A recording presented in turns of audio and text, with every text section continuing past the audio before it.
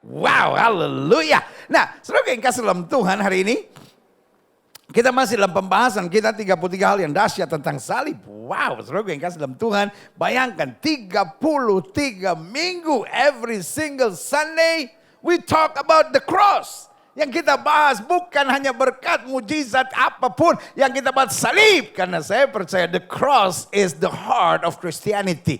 Bahwa salib adalah hati atau pusat atau inti dari kekristenan. Dan hari ini kita sudah masuk pada bagian yang ke-10, berarti sudah 10 minggu berturut-turut kita bahas. Dan hari ini kita bahas tentang salib adalah bukti cinta. Nah, saudara yang kasih dalam Tuhan, Yesus membuktikan cintanya bukan memberi bunga kepada kita. Haleluya. Biasanya orang bilang, say it love with flower. Ya kan? Tapi saudara yang kasih dalam Tuhan, kalau nggak makan sudah jatuh flower. Ngana kote cuma kasih bunga, mentang-mentang ngana pe rumah dekat kuburan. Ungke. Aduh, Ungke selalu datang pas Susi DP tonak tuh. Setiap kali kasih bunga baru Susi bilang, aduh ngana romantis sekali Ungke iyo. Karena rupanya kita baru tahu ngana pe rumah sebelah kuburan. Karena minggu ini Ungke tidak bawa bunga. Selidik kenapa? Karena ada yang mati hari itu. Turut berduka cita saudara. Nah, saudara yang kasih dalam Tuhan, orang dunia bilang say it love with flower. Katakan cinta dengan bunga. Tapi saudara yang kasih dalam Tuhan, Yesus mengatakan cinta with his blood. Dia menyatakan cinta kepada kita dengan membiarkan darahnya tertumpah dan melalui salib. Berarti when I see the cross, waktu saya memandang salib, saya bukan hanya melihat kayu yang kasar di sana. Saya bukan hanya melihat penderitaan di sana. Saya bukan hanya melihat siksaan di sana. Saya bukan hanya melihat ada seorang yang terluka dan dihancurkan serta dipermalukan di sana. Tapi waktu saya memandang salib, yang saya lihat, dia mencintai saya. Woo, haleluya. Yeah. Siapapun saudara, kepalkan tangan kanan saudara, sama-sama bilang sama saya dicintai Yesus. Saya nggak mau tahu siapa yang ngomongin saudara. Siapa yang nggak mau tahu siapa yang fitnah saudara. Saya nggak mau tahu siapa yang jahatin saudara, siapa yang curangin saudara, siapa yang buat cerita-cerita yang gak beres tentang saudara dan sebarkan gosip tentang saudara. Tapi yang mencintai kita adalah Yesus yang mau mati buat kita. Yang saja katakan, yeah, woo, haleluya. Buka Alkitab kita sama-sama. Yohanes 3 ayat 13 sampai 19. Dan saudara yang kasih dalam Tuhan, let me tell you this.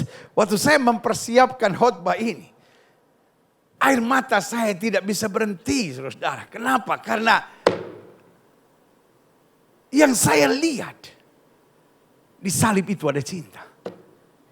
Dan dunia ini bukan sedang butuh uang. Dunia ini sedang butuh cinta. Dan orang sekarang mengidentikan cinta dengan uang. If you love me, please give me some money. Mama gak sayang. Aku minta sepeda, mama gak beliin sepeda. Istri bilang sama suami, suami apa? Cincin aja gak bisa beli. Halo?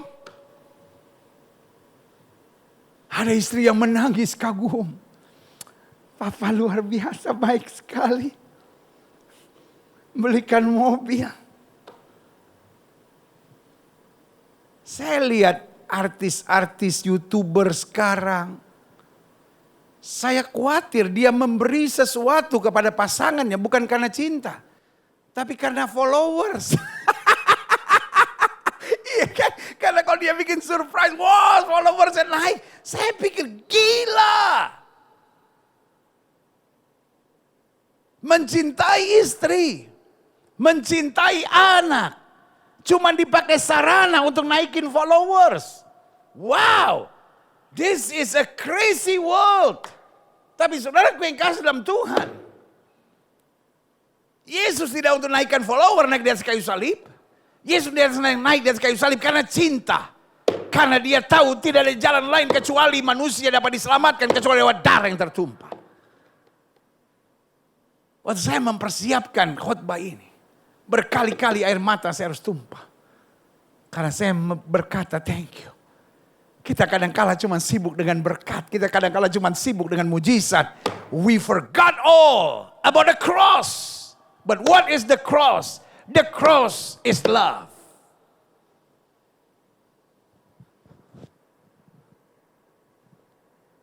Lambang cinta bukan sarangyo.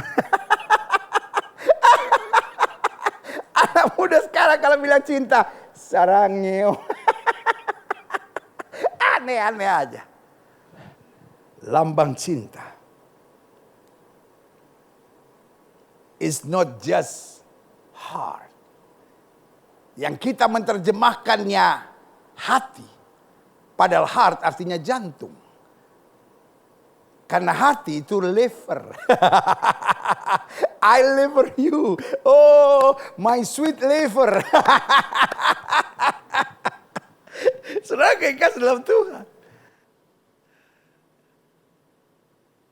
Lambang cinta.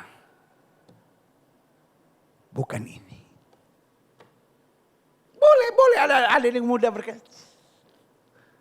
Tapi lambang cinta yang sejati bukan ini. Lambang cinta yang sejati bukan ini. Kadang-kadang sampai bikin foto yang begini-begini zaman sekarang, ya kan? Gila, cocuit. Pas putus, hapus semua. Lu malu-maluin gue lu. Udah gitu kalau hari Minggu tulis lagi di situ, check in at Glow Fellowship Center. Ampuni mereka, ya kan? Darah Yesus. Iya kan?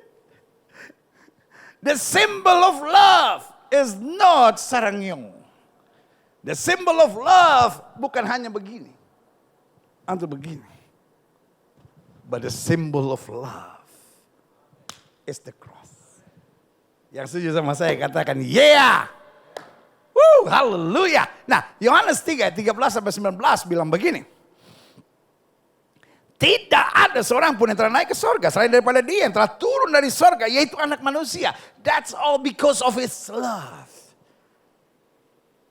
Kenapa dia turun? Orang-orang sekarang saya lihat.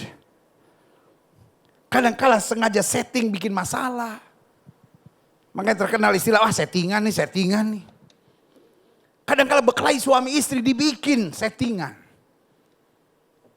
Sengaja ribut. Karena lagi ributnya ini pakai live. Saudara yang kasih dalam Tuhan. Makanya di vlog pribadi saya nggak pernah ada kayak model-model begitu. Live-nya nggak jelas gitu. Karena saudara yang kasih dalam Tuhan.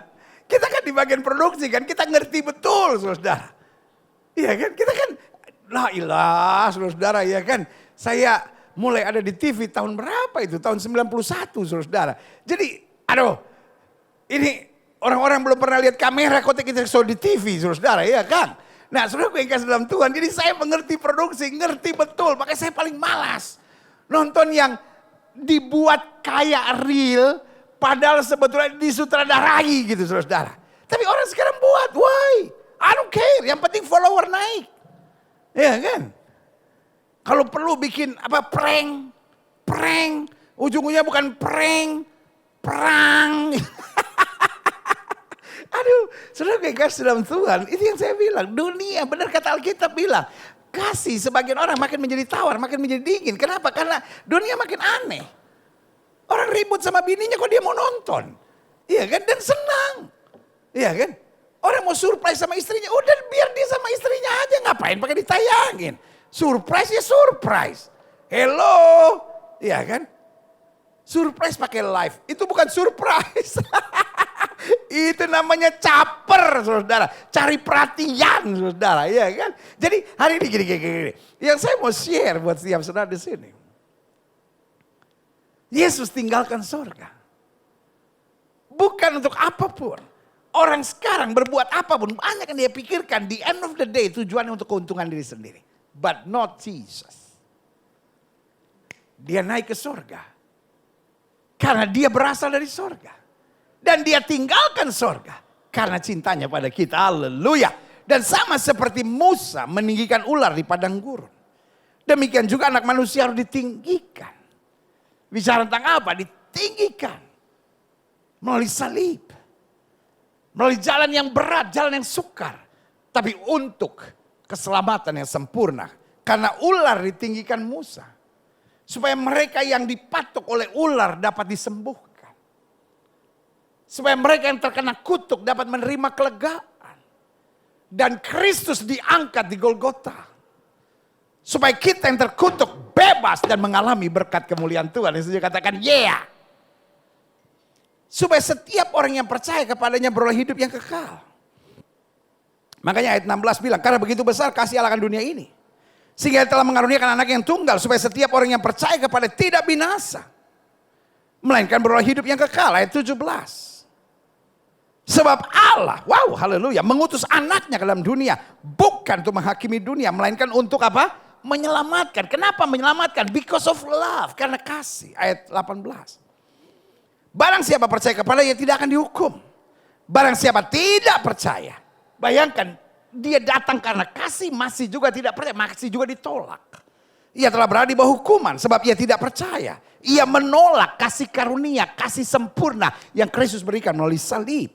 Ia tidak percaya dalam nama anak tunggal Allah. Klik. Ayat 19. Dan inilah hukuman itu. Terang telah datang dalam dunia. Tapi manusia lebih menyukai kegelapan daripada terang. Sebab perbuatan-perbuatan mereka jahat. Tuhan menerangi kita dengan apa? Dengan kasih. Tapi kita menutup terang itu dengan apa? Kegelapan kita, dengan kejahatan kita. Nah, saya pelajari di sini. Klik. 1 Petrus 2 ayat 24 sampai 25. Ia sendiri tidak diwakilkan oleh siapapun.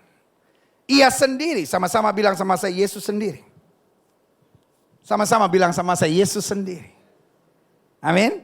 Telah memikul dosa kita di dalam tubuhnya di kayu salib. Supaya kita yang telah mati terhadap dosa hidup untuk kebenaran. Oleh bilur-bilurnya kamu telah sembuh. Ini kasih yang sejati, bukan hanya berpikir tentang now and today. Betul, saya yang sakit sembuh. Sakit bukan hanya bicara tubuh. Ada orang yang jiwanya sakit. Ada orang rohnya sakit. Ada orang otaknya sakit, saudara-saudara. Tetapi apapun persoalan disembuhkan. Tapi bukan hanya itu. Tetapi dia mati untuk dosa kita. Supaya hari depan kita penuh kebenaran. Jadi bukan hanya now and today kita diselamatkan. Tapi setelah kematian kita mendapat jaminan yang kekal. Yang setuju sama saya katakan amin. Haleluya. Selanjutnya. Sebab dahulu kamu sesat. Taruh tangan kanan saudara di dada, sama-sama bilang saya sadar tadinya saya sesat. Ayo sama-sama bilang saya sadar tadinya saya sesat. Tetapi sekarang kamu telah kembali kepada gembala dan pemelihara jiwamu. Taruh tangan kanan saudara di dada, sama-sama bilang saya tidak boleh sesat lagi. Ya kan? Karena hidup Kristen bukan soal awalnya tapi soal akhirnya. Saya berdoa setiap anak-anak Tuhan finishing strong. Betul kita menghadapi badai, betul kita menghadapi angin ribut, betul kita menghadapi masa-masa yang sukar. Tetapi we have to finishing strong. Karena Alkitab bilang jangan kamu mulai dengan roh dan kemudian mengakhirinya dalam daging. Lihat selanjutnya, klik. Nah, saya tulis di sini, saya catat di sini dalam pendahuluan, penyalipan adalah hukuman yang terbrutal dalam sejarah hidup manusia.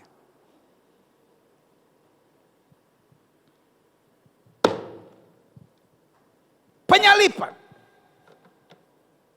adalah hukuman terbrutal yang ada dalam sejarah hidup manusia. Maka di zaman modern sekarang gak boleh ada hukuman penyalipan. Cambuk tidak ada apa-apanya dengan penyalipan karena cambuk hanyalah awal dari penyalipan. Kursi listrik tidak ada apa-apanya, suntik mati tidak ada apa-apanya, tembak mati tidak ada apa-apanya dengan penyalipan karena orang yang disalib matinya menderita.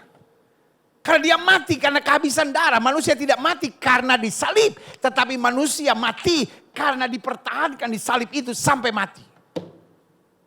Brutal. Makanya Passion of Christ. Bukan film untuk segala usia. Meskipun film agama. Tetapi ada peristiwa penyalipan di sana dan ada tindakan-tindakan brutal kekerasan. Tetapi selanjutnya saya catat. Kontradiksinya. Dia menerima hukuman terbrutal dengan kasih terindah. Dia menghadapi hukuman terbrutal. Kita kadang-kala belum menghadapi hukuman terbrutal. Kita kadang-kala baru diomongin orang aja udah emosi. Mana tuh orang, gue robek mulutnya. Woles bro, woles bro, woles. Saya menyebut Yesus sebagai pribadi antara pengajaran dan penghidupannya just the same. Dia mengajar tentang kasih, tapi waktu dia menghadapi hukuman terbrutal, dia tetap menghadapi dengan kasih yang terindah. Karena itu kalimatnya jelas. Bapa, ampunilah mereka sebab mereka tidak tahu apa yang mereka perbuat. Klik. Allah membuktikan kasih terdahsyatnya melalui salib. Sehingga lewati hukuman terbrutal sekalipun kasihnya tetap dahsyat dan luar biasa. Makanya berita firman Tuhan bilang, karena begitu besar kasih Allah akan dunia ini. Sehingga dia telah mengaruniakan anak yang tunggal. Pertanyaannya, di mana dia mengaruniakan anak yang tunggal? Bukan sekadar di Bethlehem, waktu di Bethlehem dia lahir. Tetapi di Golgota dia memberikan anak yang tunggal. Bloody. Berdarah-darah.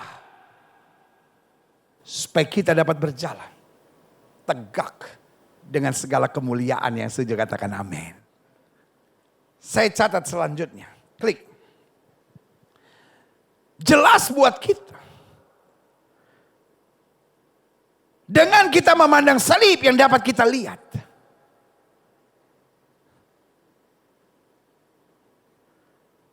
Adalah the perfection of love. Berarti waktu kita pandang salib,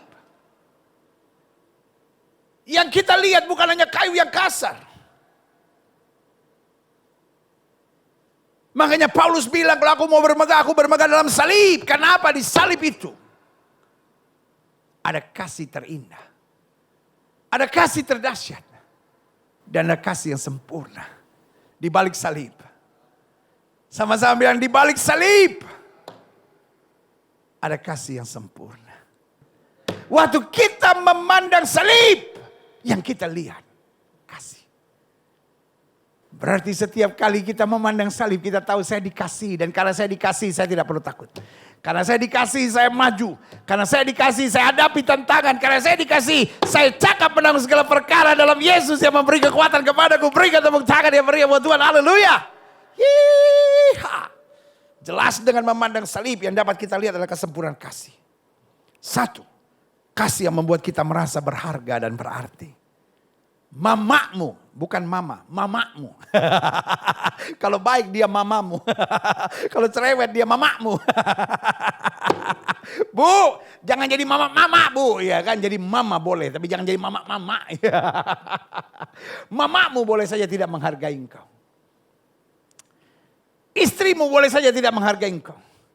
Suamimu boleh saja sampai orang sekarang bilang, suami saya memperlakukan saya seperti keset gitu pendeta. Tapi kita bukan orang-orang cengeng. Orang Belanda bilang kita bukan orang-orang kleinzielig. Kita bukan orang-orang yang self pity, menangisi masalah kita sendiri. Tapi setiap kali saya disakiti, setiap kali saya dilukai, setiap kali saya dicurangi, saya hanya memandang salib dan saya berkata, Tuhan terima kasih. Saya hidup berarti dan berharga, yang setuju katakan ya. Yeah. Orang-orang yang mengerti salib tidak pernah bisa ditaklukkan dan tidak bisa ditundukkan karena dia hidup asik. Dia tahu dia berharga, dia tahu dia berarti. Yang kedua, kasih yang membuat kita tidak takut. Loh kalau saya tahu Yesus sudah mati buat saya, apalagi yang harus saya takutkan? Dia beserta saya akan membawa saya dari kemenangan lepas pada kemenangan masuk dalam kemuliaan yang kekal. Salib adalah kasih. Kasih yang membuat saya merasa berharga dan berarti. Karena saya tahu dia mati buat saya di tengah kekurangan, kelemahan dan ketidakberdayaan saya. Yang kedua, kasih yang membuat saya tidak takut. Karena kalau mati buat saya saja dia mau, pasti pada saat yang bersamaan dia juga turun tangan untuk mengerjakan yang terbaik buat saya yang ketiga. Kesempurnaan kasih yang membuat kita memiliki rasa percaya diri yang berdasar pada iman. Saya dikasih Yesus. Sorry untuk bilang ini. Kenapa ada banyak orang lari dengan narkoba? Kenapa banyak orang akhirnya jadi lesbian, jadi homoseks? Karena gak punya percaya diri. Gak punya identitas hidup yang jelas. Laki pengen jadi perempuan, perempuan pengen jadi laki. Sehingga gak jelas kehidupannya. Iya kan? Tapi saudara yang kasih dalam Tuhan. Ketika saya tahu saya dikasih, saya punya rasa percaya diri. Rasa percaya diri bukan karena saya hebat, saya mampu, saya kuat. Tapi rasa percaya diri karena saya tahu Tuhan menyertai saya. Tuhan tidak pernah meninggalkan saya. Makanya saudara Abednego bilang, kalau Tuhan yang kami sembah sanggup tolong, dia tolong. Tapi perlu Tuanku Raja ketahui, kalau Tuhan yang kami sembah tidak sanggup tolong untuk menyembah dewa Tuanku Raja, kami tidak mau. Petrus, setelah mengalami kuasa salib, dia masuk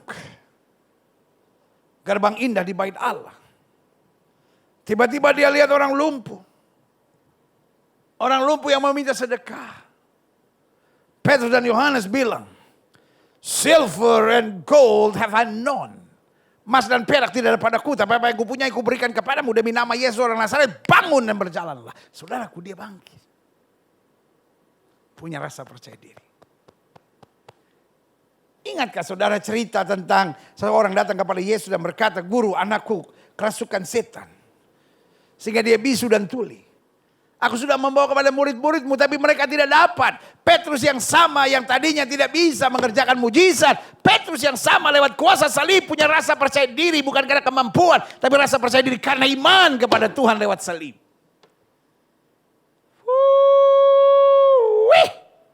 Yang keempat.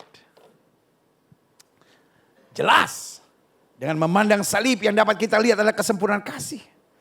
Kasih yang membuat hidup kita tentram dan teduh. Orang sekarang dilihatin sedikit. Apa lu lihat-lihat? Punya mata, bos. Iya kan, obat tetes matanya lu gak bayar, dia mau lihat kemana, kayak biarin aja lihat. Mata-mata dia ya. Kenapa sih orang sekarang tersinggung sedikit, tanduknya keluar, taringnya keluar. How drink your blood. Itu manusia apa jenglot? Itu manusia apa jenglot, saudara-saudara? Kayak mau minum darah orang aja. Salib membuat hidup kita teduh. Dunia ini dunia yang gaduh, saudara-saudara. Persoalan sedikit ribut. Gara-gara 1 juta bisa main bunuh-bunuhan. Gara-gara diomongin sakit hati, wah mau bakar rumah. Sebenarnya yang kasih dalam Tuhan. Orang kalau panas, baunya mau meledak terus, saudara. Hari ini kita akan terima tubuh dan darah Kristus. Dan waktu kita pandang salib, doa saya, jemaat Tuhan sekalian, baik jemaat Gereja Bethel Indonesia Globe Fellowship Center maupun jemaat Tuhan dari berbagai denominasi gereja yang bersama dalam ibadah yang luar biasa ini. Doa saya buat setiap saudara. Apalagi setelah kita nanti terima perjamuan kudus, pastikan kita jadi orang-orang yang teduh, tentram karena salib. Selanjutnya, dengan memandang salib yang dapat kita lihat adalah kesempurnaan kasih. Kasih yang membuat kita merasa puas dan cukup. Sorry untuk bilang ini. Dunia sekarang banyak orang rakus.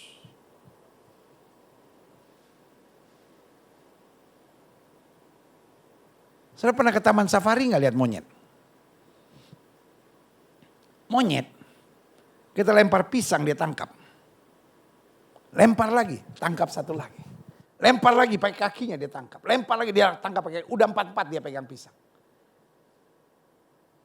Kalau kita lempar lagi, apa yang terjadi? Oh, dia taruh sini, dia tangkap lagi. Sudah 6. 1, 2, 3, 4, 5, 6. Itu jadi pisang kukus lama-lama. Tapi kalau dia diam, dia lihat sebelahnya ada, dia simpan lagi, dia ambil temannya, monyet. Ada orang yang punya roh rakus. Gak bisa bersyukur. Suaminya udah buat apapun terus yang dia lihat kekurangannya. Istrinya udah buat apapun yang dia lihat kekurangannya. Roh saudara, roh yang gak bisa bersyukur, roh yang gak bisa puas. Orang yang memandang salib akan berkata, Tuhan, mungkin aku tidak sebahagia orang lain, tapi aku punya Tuhan yang luar biasa. Mungkin aku tidak sekaya orang lain, mungkin aku tidak sesukses orang lain, tapi aku bahagia karena Tuhan merubahku untuk menjadi berkat dalam hidupku. Bisakah engkau puas dengan suamimu, dengan istrimu? Bisakah kau puas dengan apa yang ada padamu karena kau berkata, kesederhanaan ditambah ucapan syukur menjadi kesempurnaan. Saya ulangi sekali, kesederhanaan ditambah ucapan syukur menjadi kesempurnaan. Sama-sama bilang sama saya, kesederhanaan ditambah ucapan syukur menjadi kesempurnaan. Jadi ada orang bicara rumus matematika, kita tidak bicara rumus matematika. Kita bicara tentang rumus kerajaan sorga. Rumus kerajaan sorga adalah sederhana bagaimanapun, kurang bagaimanapun, kelemahan bagaimanapun. Ditambah dengan ucapan syukur yang terjadi kesempurnaan. Dan saya berdoa, kita dapat berkata keluargaku adalah sorgaku. Kita dapat melihat segala sesuatu dengan puas. Karena kita tahu Allah turut bekerja dalam segala perkara untuk mendatangkan kebaikan. Haleluya. Yeah. Selanjutnya, jelas buat kita sekarang, salib adalah perjumpaan. Salib adalah titik perjumpaan antara kekerasan, kebrutalan, dan ketidakadilan. Dengan segala kelemah lembutan, kebenaran, dan kasih. Dari pihak tentara Romawi, dari pihak orang-orang Farisi dan orang-orang Yahudi. Yang mereka buat kekerasan, kebrutalan, dan ketidakadilan. Tapi dari pihak Yesus, dia menghadapi salib dengan kelemah lembutan, kebenaran, dan kasih. Berarti when I see the cross of Christ. Waktu saya memandang salib, saya melihat salib sebagai titik perjumpaan. Antara kekerasan, kebrutalan, dan ketidakadilan dari pihak manusia. Dengan kelemah lembutan, kebenaran, dan kasih dari pihak Kristus. Kebrutalan, ketidakadilan, kekerasan hari-hari ini semakin menakutkan di rumah tangga. Orang tua terhadap anak, suami terhadap istri, istri terhadap suami. Kebrutalan, ketidakadilan, kekerasan terjadi di mana-mana. Antara mayoritas terhadap minoritas. Atau minoritas terhadap yang lain, di mana-mana terjadi. Kebrutalan, kekerasan, dan ketidakadilan. Dan kebrutalan, kekerasan, dan ketidakadilan hanya bisa diselesaikan dengan kelemah lembutan. Kebenaran dan kasih.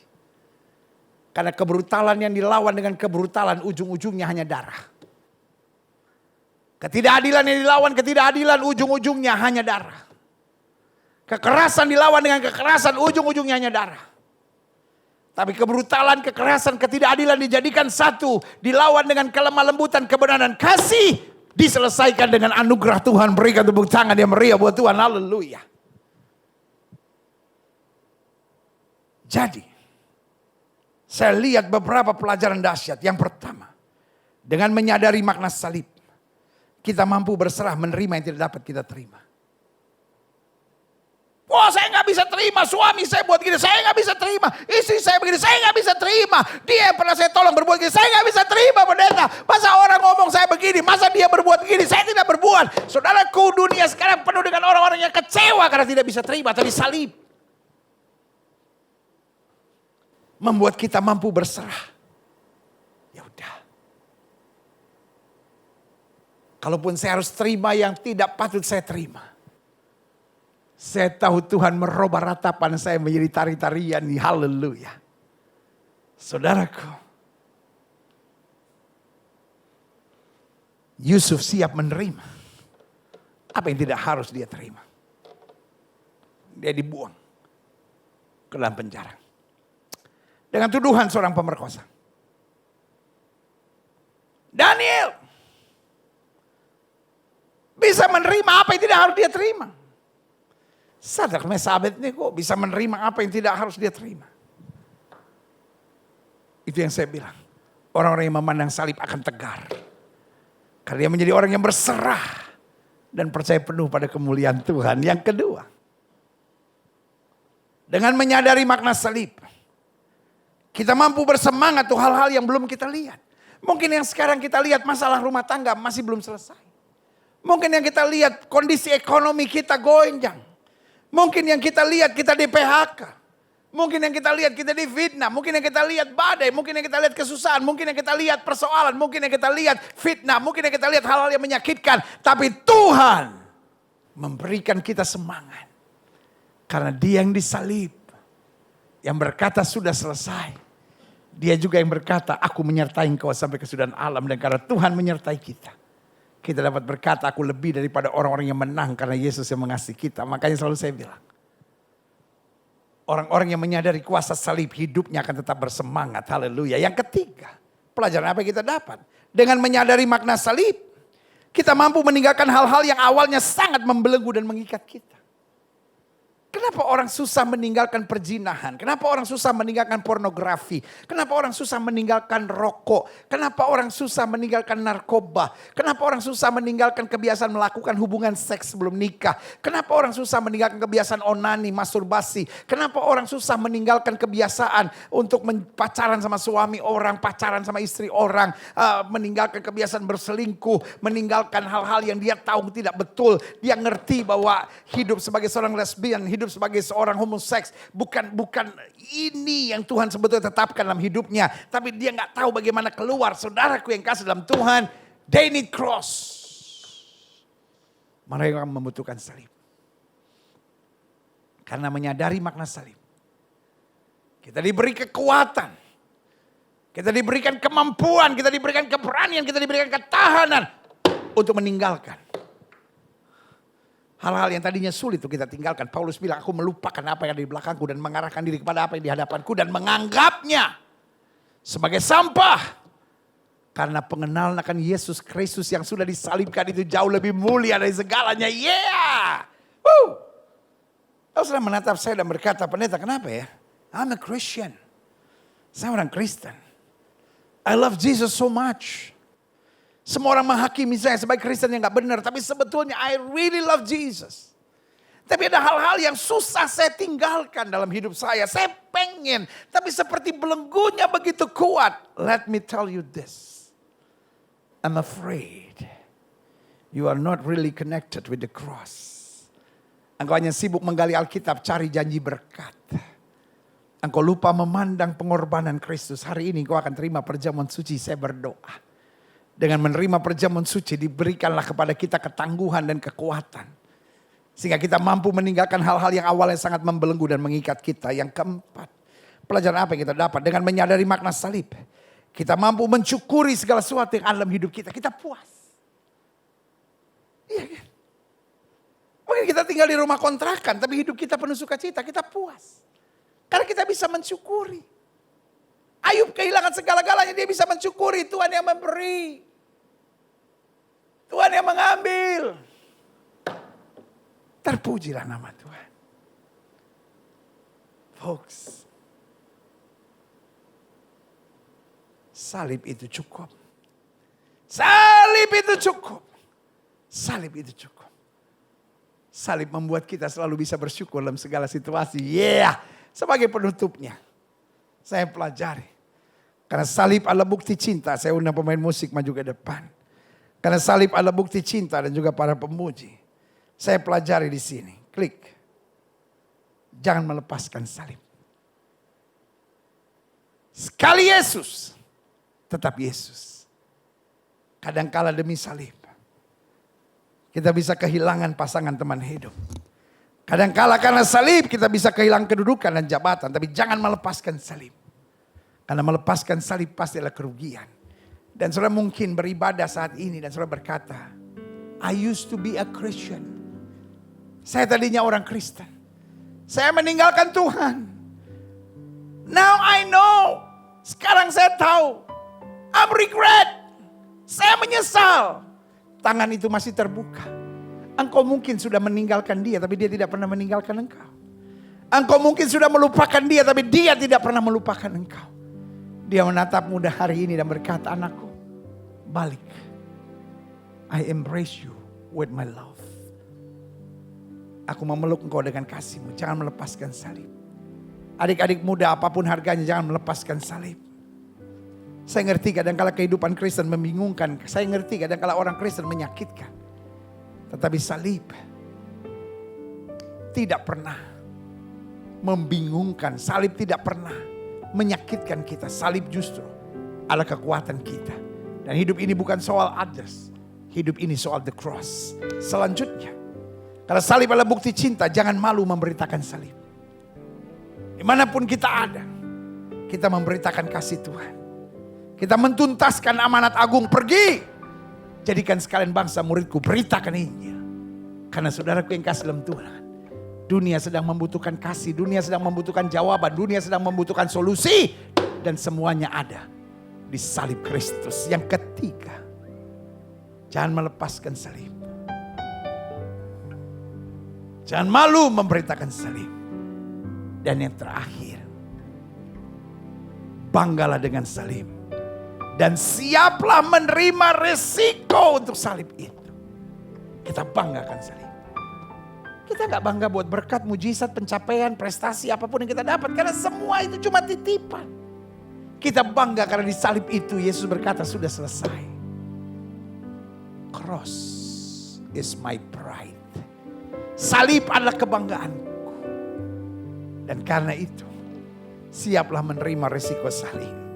Saudaraku, dalam memikul salib, dalam memegang salib, dalam memandang salib, kadangkala ada resiko yang harus kita tanggung.